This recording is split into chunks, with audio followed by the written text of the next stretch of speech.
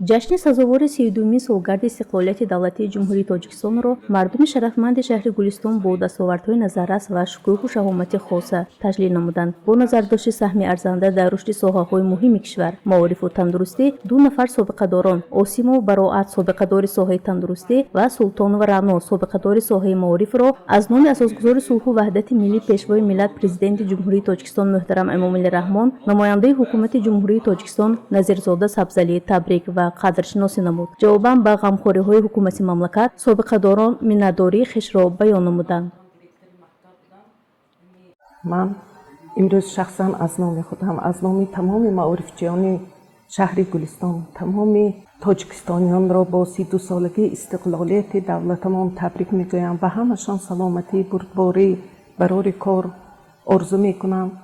аз номи собиқадорон ба ҷаноби олӣ муҳтарам Эмомалӣ Раҳмон, асосгузори сулҳу ваҳдати миллӣ, пешвои миллат, миннатдории худро изҳор мекунам ки мо собиқадоронро ҳамеша дастгирӣ мекунанд ва хоҳони онам ки ҳамеша тоҷикистони мо мисли ҳозира гул шукуфон бошаду ва ҷавонони мо оянда дар фазои сулҳу дӯстӣ дар оромӣ зиндагӣ ба сар баранд.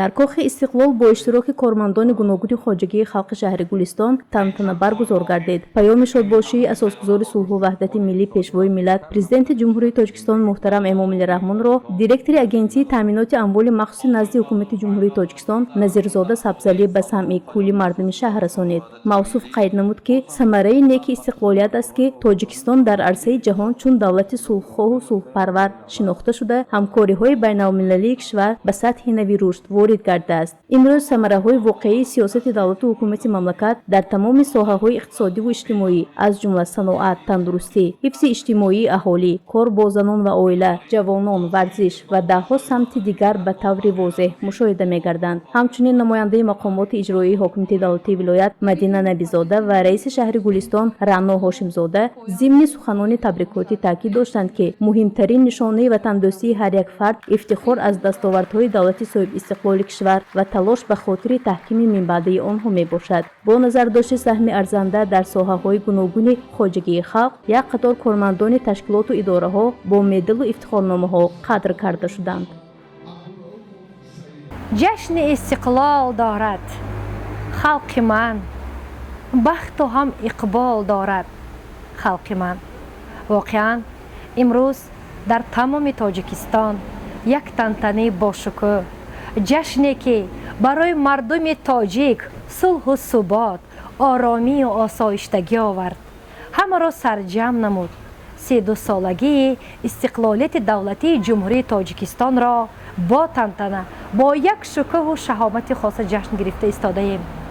бо ташаббуси пешвои муаззами миллат, асосгузори сулҳу ваҳдати миллӣ, Президенти ҷумҳурии Тоҷикистон муҳтарам Эмомалӣ Раҳмон, Тоҷикистон ба як кишвари сулҳофар дар тамоми ҷаҳон маъруфу машҳур гашт.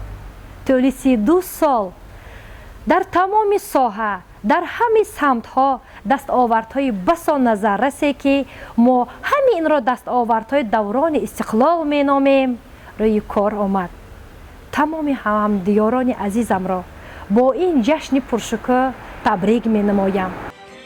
пешкаши барномаи консертӣ дар иҷрои ҳофизони шинохта ба чорабинии идона шукӯҳу шаҳоматӣ хоса бахшид. ای پیشوای ملت وحدت